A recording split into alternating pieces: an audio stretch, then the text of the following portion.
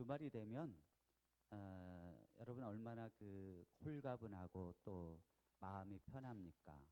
그런데 이 토요일 날 저녁에 하는 이 성경 공부가 여러분들에게 행복이 되어졌으면 참 좋겠는데, 안타깝게도 저희가 토요일 날 하는 성경 공부는 복음에 관해서 성경 공부하는 건 아니에요.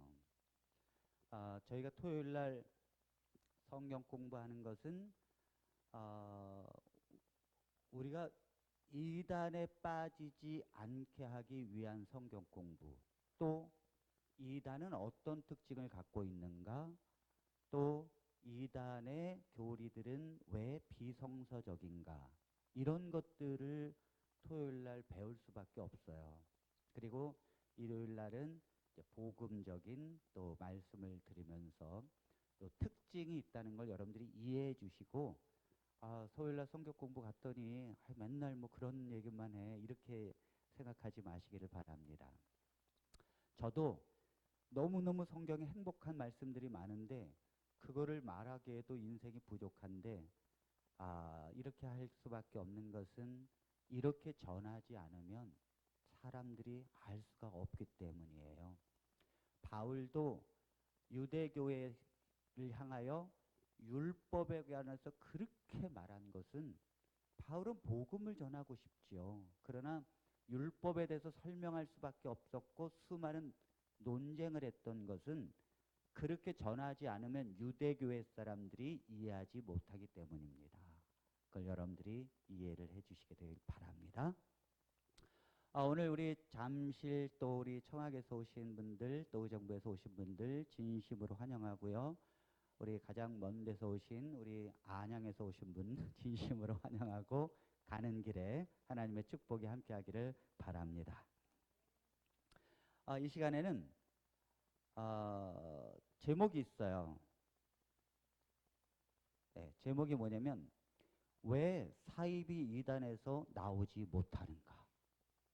그렇죠? 왜 사람들은 사이비 이단에서 나오지 못하는가? 어떤 사람들은 그렇게 말합니다.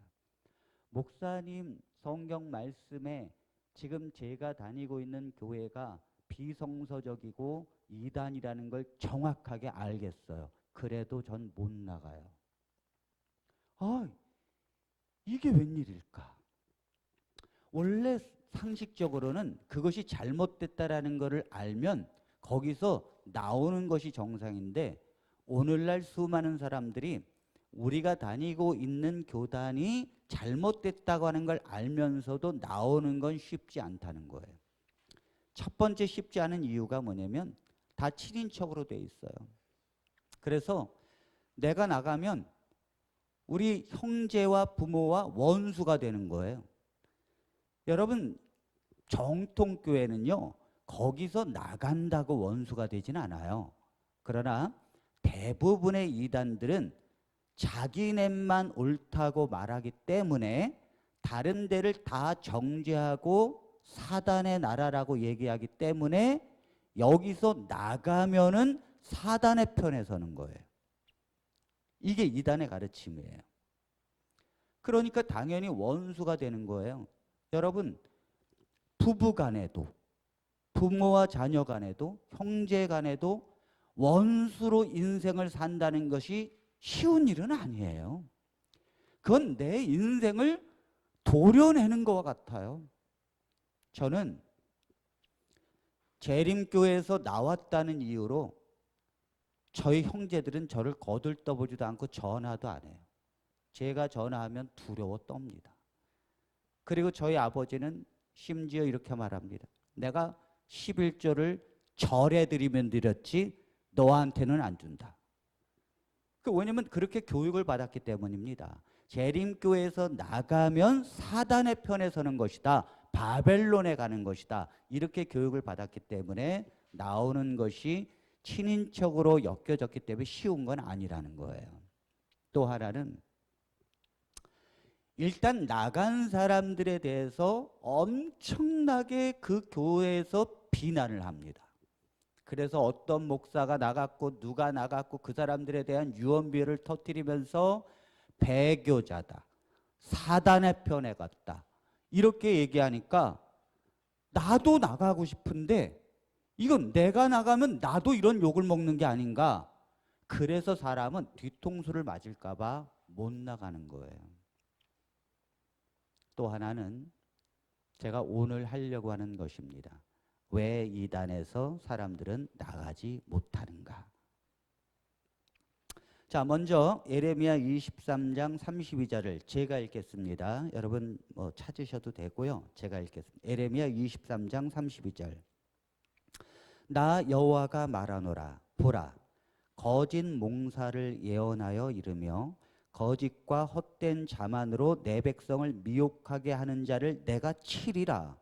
내가 그들을 보내지 아니하였으며 명하지 아니하였나니 그들이 이 백성에게 아무 유익이 없느니라. 여호와의 말이니라.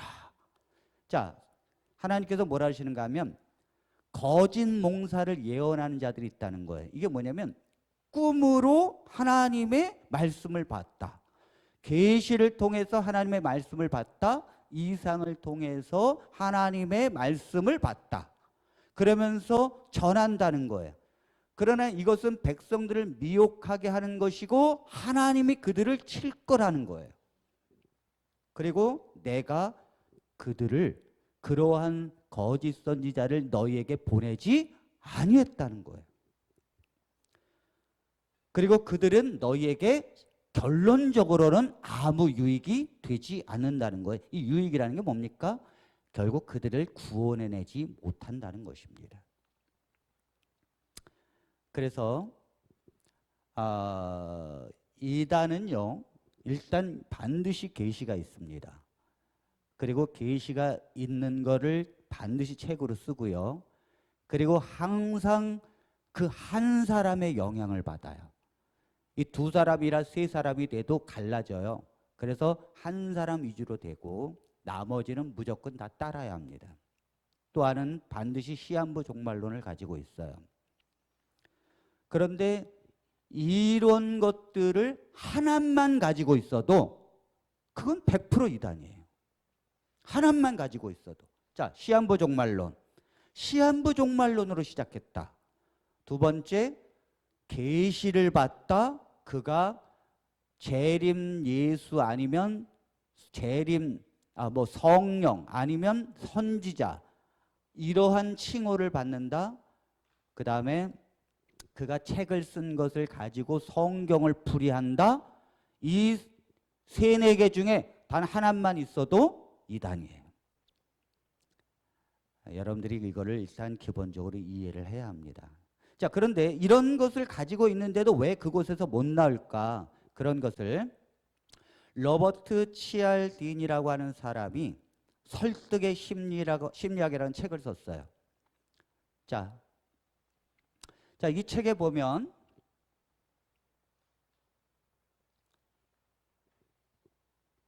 이 설득의 심리학이라는 이 치알딘이라고 하는 사람이 쓴 책인데요. 여기에 보면 사람들이 사이비 종교에 빠져서 왜 못 나오는지를 심리적으로 기록했어요. 그러니까 여러분 이런 책을 읽어볼 필요가 있어요, 없어요? 있습니다.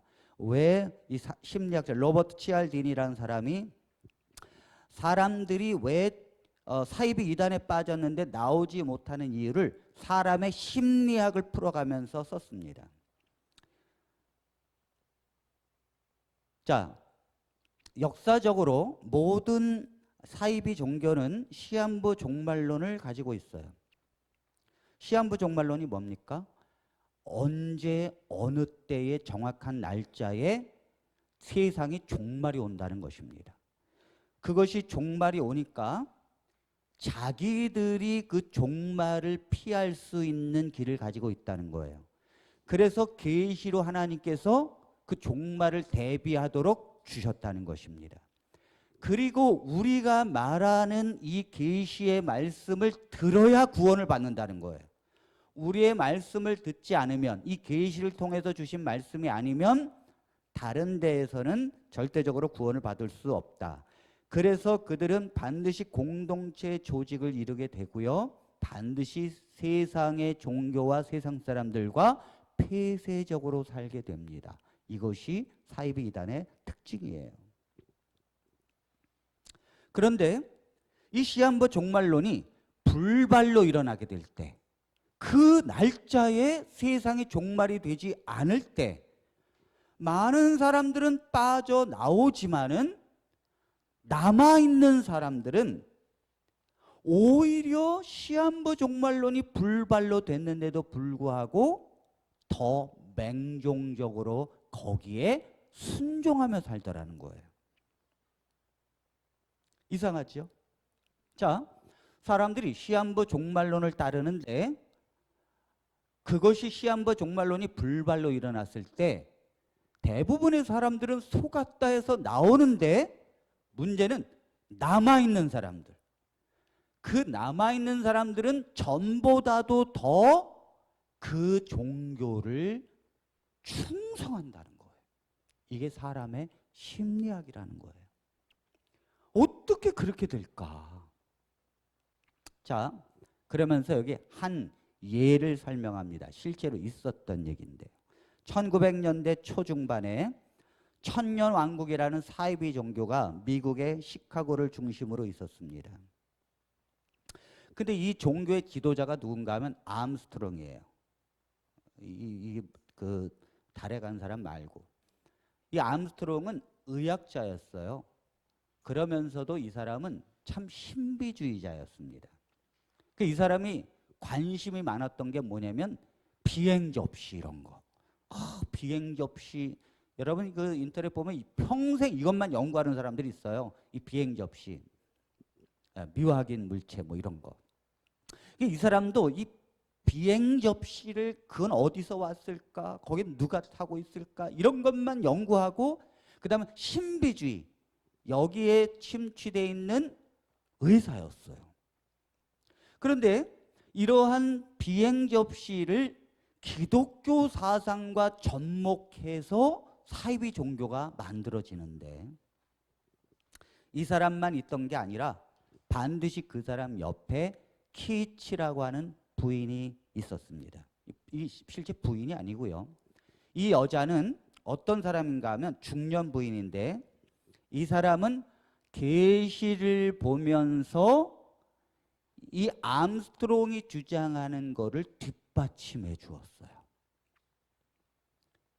사람들은요, 반드시 박자가 맞아야 사이비 종교가 탄생해요. 월등한 성경을 해석하거나 사람들을 설득할 수 있는 지도자가 있어야 되고, 또 하나는 그거를 뒷받침해 줄 만한 계시받는 자가 있어야 돼요. 그게 완벽한 사이비 종교의 특징이에요. 그래서 이 암스트롱이라고 하는 사람이 자기의 머리 좋은 걸 갖고 기독교의 사상과 비행 접시 같은 걸 통해서 이단 사상을 만들어내면서 종말론을 얘기하고요. 그 다음에 이 키치라고 하는 부인이 계시를 계속해서 보면서 그 사상을 뒷받침해 주면서 사람들을 시한부 종말론으로 몰고 갔어요.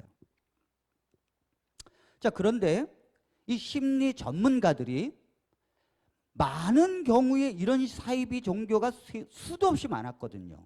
특히 이 사이비 종교는 어느 때 생기는가 하면 교회가 영적 부흥을 이루었을 때, 대대적으로 그 나라와 또 그 때에 굉장한 교회 영적 부흥을 일으켰을 때 사람들이 수없이 몰려왔는데 그들을 뒷받칠 만한 신학적 기반이 부족할 때, 사람들은 배우지 못한 사람들이 성경에 이러이러한 주장들을 내세울 때 사람들은 쉽게 쏠린다는 거예요. 왜요? 마음이 뜨거워서 교회에 왔기 때문에 어떤 말을 해도 귀가 뭐예요? 솔깃솔깃하는 거예요. 그래서 수많은 이단이 생겨나게 되는 것입니다. 자, 그런데 이 심리학자들이 그런 수많은 사이비 이단이 생겨나게 되면서 왜 사람들은 시한부 종말론이 불발로 일어나는데도 불구하고 어떤 사람들은 빠져나오는데 어떤 사람들은 못 빠져나오고 오히려 더 맹종하는 신앙을 할까? 그걸 연구하기 위해서요, 천년왕국이라는 이 시한부 종말론을 이끄는 이 사이비 종교의 위장에서 교인으로 들어갔어요. 심리학자들이. 그 사람은 페스틴저, 르에켄, 셰스트라고 하는 이런 사람들이, 심리학자들이 왜 시한부 종말론 이단에서 사람들이 못 빠져나올까? 그래서 위장에서 들어가서 교인이 된 거예요. 그리고 옆에서 철저하게 지켜보는 것입니다. 그런데 이 천년왕국이라고 하는 이 사이비 종교는 무엇인가 하면 장차 몇 월 며칠 언제에 이 세상에 대홍수가 온다는 거예요. 홍수가. 노아 홍수처럼 큰 홍수가 나서 세상이 종말로 온다는 것입니다. 그러면 홍수가 오면 여러분 아무리 높은 산에도 다 홍수가 나면 그럼 어떻게 하죠? 그래서 이 사람이 생각하는 게 뭐냐면 반드시 신이 비행 접시 우주선을 보낸다는 거예요. 대홍수가 일어나게 될 텐데 반드시 신이 비행 접시 우주선을 보내서 구원받을 자를 태운다는 거예요. 야, 이게 어떻게 사람들에게 먹혀 들어갈까? 놀라운 건요. 사람들은 논리적으로 설명하고 반복해서 설명하게 되면 또 혹시나 그 날짜가 시한부 종말론 날짜 그 날짜가 사실이면 어떡해? 그리고 심리적으로 누가 그런 말을 하면 불안한 거예요. 그래서 사람들은 쉽게 거기에 따르게 된다는 것입니다. 자, 결국은 이제 들어갔어요. 심리학자들이 들어갔어요. 위장에서 들어갔습니다. 그랬더니 그들이 이제 이 책 속에서 하나하나를 밝혀냅니다. 종말의 날짜가 다가오기 몇 주 전에 특징이 있다는 거예요. 사람들은 신앙이 그 종교 집단에 대해서 확고부동하다는 거예요. 의심하는 자가 없다는 거예요. 심지어는 자기의 가족들이 와가지고 언니 세상에 말도 안 돼 무슨 홍수가 와가지고 우주선이 와서 아니 어떻게 그런 거에 속았어. 나와 얼른 나와. 그래도 형제와 인연을 끊으면 끊었지 내가 나갈 수 없다는 거예요. 야, 확고하다는 거예요. 그들이 믿는 거에 대해서는. 두 번째는 그러니까 왜 이들이 이렇게 확고한가 하면 한 사람만 얘기하는 게 아니라 키치 부인이 계시를 봐서 그 말씀을 뒷받침해 주기 때문이에요. 계속해서. 그러니까 이 계시를 믿게 되니까 여기에 와야 구원을 받는데 저 나오라니까. 그러니까 뭐예요? 그들은 사단이고 나는 하나님의 백성이 돼서 못 나가는 거죠. 그 다음에 두 번째는 이 종말의 날짜가 다가오기 바로 직전에는 사람들이 절대 전도하지 않더라는 거예요. 아니 초창기에는 홍수가 옵니다. 그리고 우주선이 올 테니까 일로 들어와서 우리와 함께 해야 합니다. 이렇게 전도하다가 바로 그 날짜가 오기 바로 몇 주 전 되면 그 전도를 딱 멈추더라는 거예요. 왜 그런가 하면 올 자는 이미 다 왔다는 거예요. 그러니까 포기하고 우리나 제대로 준비하자 이렇게 사람들이 되더라는 것입니다. 자, 그 다음에 이것을 이제 보면서 이 종말이 오는 그 자정, 항상 뭐냐면 그 자정에 와요. 그래서 이 자정이 되는 그 시간에 사람들이 모여가지고 그 마지막 종말의 직전에 있는 그때에 모여가지고 그 대홍수와 우주선을 기다리고 있었어요. 그러니까 홍수가 먼저 나는 거예요? 우주선이 먼저 오는 거예요? 네? 홍수가 먼저 오면 안 되죠. 우주선이 먼저 오고 우주선이 떠난 다음에 홍수가 오는 거예요. 그러니까 그 우주선을 기다리는 거예요. 우주선이 언제 오는가 하면 그 자정에 와요. 그래서 사람들이 다 모여가지고 기다리는데 그걸 자세하게 그 이후에 패신저라고 하는 이 책에 의해서 그들이 어떻게 그렇게 기다렸는가를 자세하게 설명하는데 제가 여기다 한번 읽어보겠습니다. 자, 신도들은 예정된 구원까지의 마지막 10분을 긴장된 모습으로 기다리고 있었다. 그들은 그들의 코트를 무릎 위에 올려놓은 채 아무런 말이 없었다. 정적이 흐르는 가운데 두 개의 벽시계만이 째깍째깍 초침을 움직이고 있었다. 이게 얼마나 두렵고 설레는 시간입니까? 두 시계 중에서 다른 시계보다 10분 정도 빠른 시간을 가리키고 있었던 시계가 마침내 자정을 넘기고 12시 5분을 가리키자 신도 중에 한 사람이 자정이 넘었다고 소리쳤다. 근데 사실 그거는 빨리 간 거예요. 시간이 빨리 간 거예요. 다른 시계가 여러 개 있었는데 하나를 좀 빨리 해놓은 거죠. 그러나 그의 소리는 아직 자정이 되지 않았다는 다른 신도의 외침에 의해 금방 파묻히고 말았다. 이스트만이라는 사람은 자신이 오후의 시간을 맞추어 놓았기 때문에 두 시계 중에서 늦게 가는 시계가 맞다고 확인해 주었다. 그 시계는 이제 자정까지 4분을 남겨두고 있었다. 그러니까 두 개 시계를 놓고 있었는데 하나를 일부러 좀 빨리 가게 한 거예요. 왜냐면 혹시 또 일찍 올 수도 있으니까. 그 자정이 넘어간 걸 보면서 자정이 넘었다 그러니까 아니라고. 내가 하나를 빨리 10분 정도 빨리 가게 했다고. 그러니까 사람들이 다시 안심을 한 거예요. 그 다음 자정이 되기까지의 4분 동안 아무도 입을 열지 않았다. 오직 키츠 부인만이 자정이 되기 1분 전에 긴장된 날카로운 목소리로 계획이 잘못되었을 리가 없어 라고 외칠 뿐이었다. 마침내 벽시계는 자정을 알리고 있었고 모두들 얼어붙은 듯 꼼짝하지 않고 있었다. 이게 여러분 그냥 읽어서 이게 우리가 감이 없지. 여기에 온 사람들은요 재산 다 팔았어요. 직장 다 포기했습니다. 그리고 그들은 수많은 조롱을 감내내고 이 공동체에 왔어요. 그리고 그들은 모든 인생을 걸어서 여기에 왔어요. 얼마나 그 순간이 두렵고 떨립니까?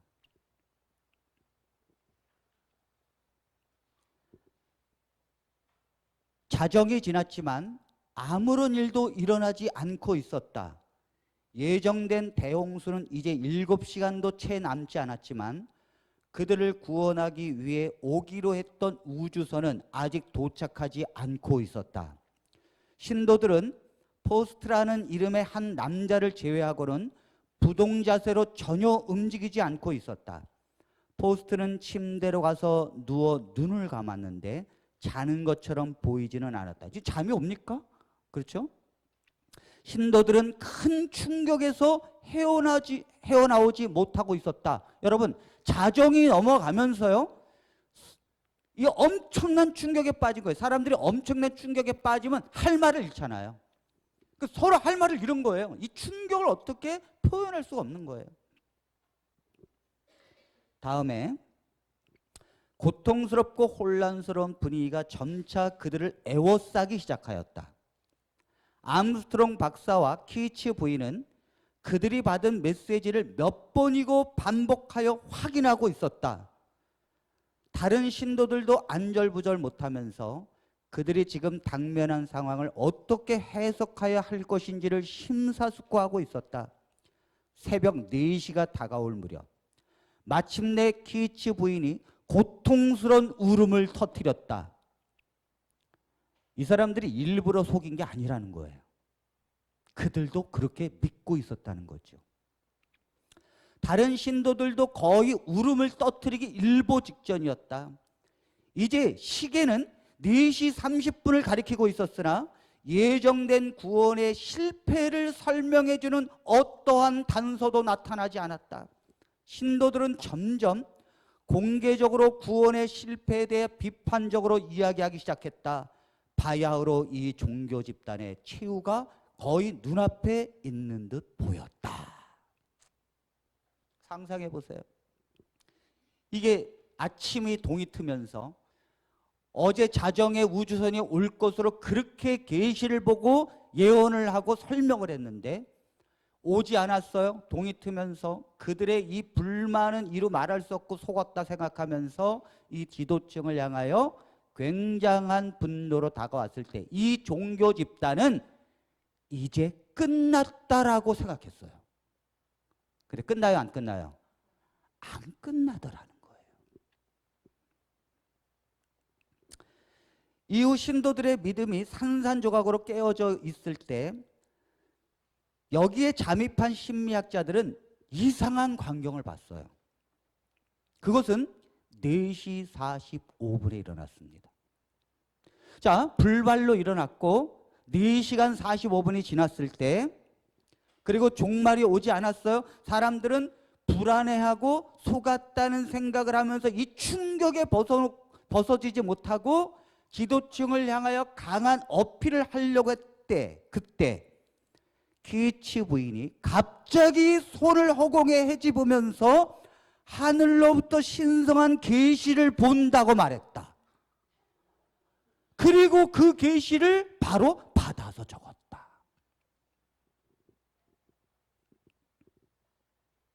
그리고 이 키치 부인은 그 신도들에게 계시를 본 메시지를 전달하였다.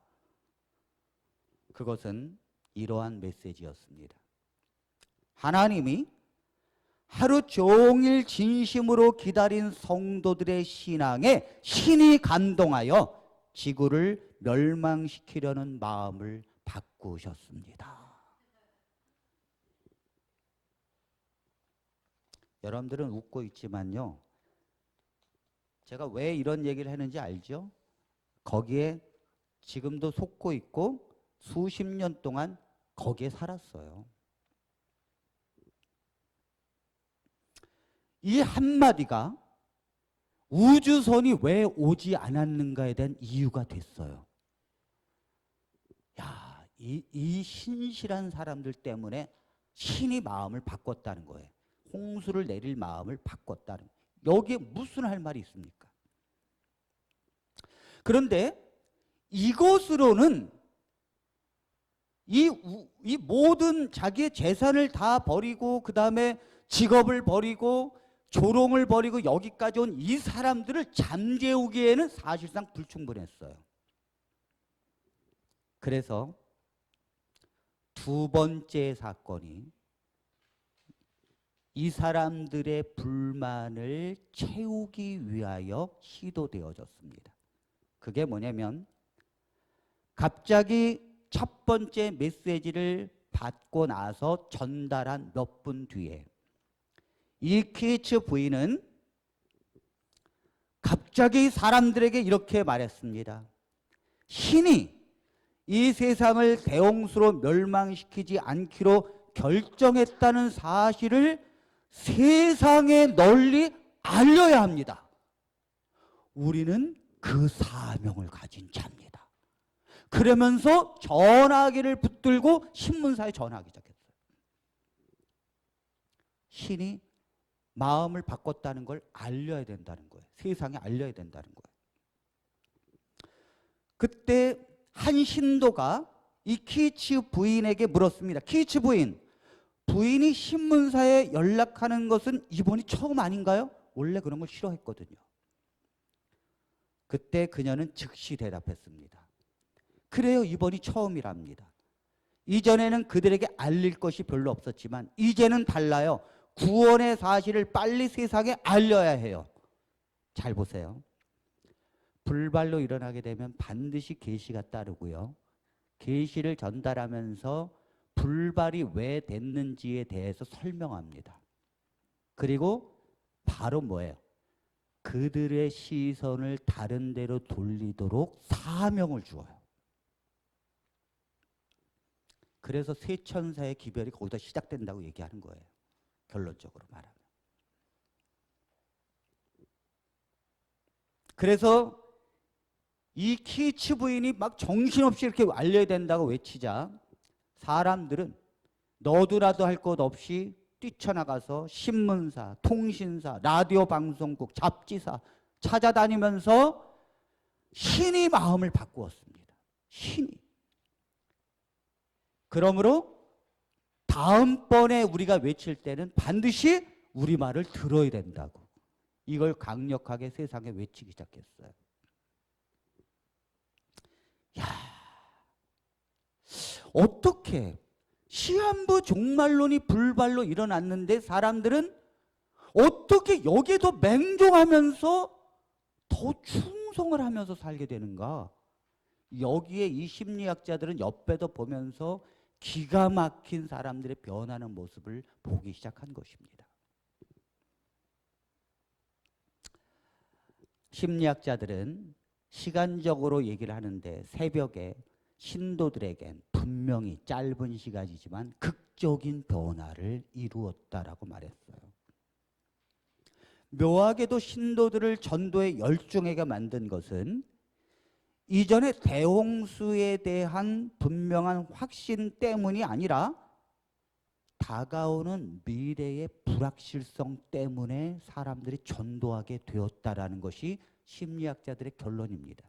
이게 무슨 말인가 하면 사람들은 대홍수를 신이 내리려고 했는데 내리지 않는 것은 우리가 간절히 진실한 마음으로 신앙심을 가지고 있었기 때문에 신이 마음을 바꿨다라는 것을 전달하고 사명을 외치는 것은 대홍수를 믿어서가 아니라는 거예요. 문제는 이후에 일어날 일에 대한 두려움 때문에 전하게 되었다는 거예요.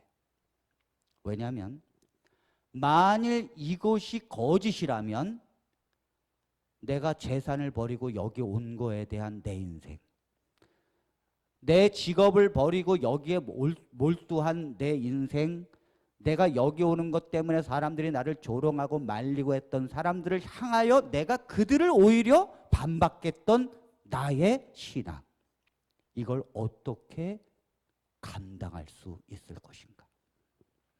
이거에 대한 두려움이 사람에게 오더라는 거예요. 그래서 사람들은 끝까지 내가 돌아가기보다는 이것이 그래도 맞을 거야 라는 기대감에 기대기 시작한다는 것입니다. 그래서 그들이 비록 불발로 일어난 시한부 종말론이지만 그걸 계시를 통해서 재해석하는 것을 믿고 싶어진다는 거예요. 심리적으로. 왜냐하면 내가 돌아가는 것보다 차라리 이거를 믿고 가는 게 내 마음의 안위가 된다는 것입니다.